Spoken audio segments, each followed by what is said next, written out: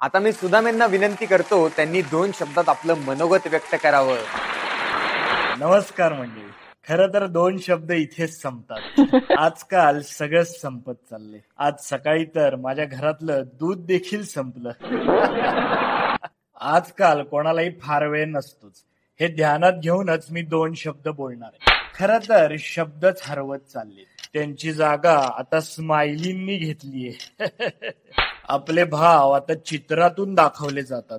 कोणालाच संवाद नकोय.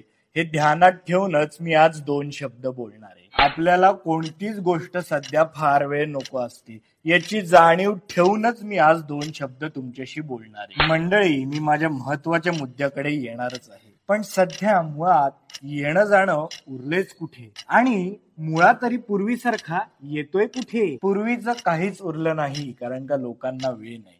सध्या लोकांना असलेली घाई लक्षात घेऊनच मी 2 शब्द बोलणार आहे.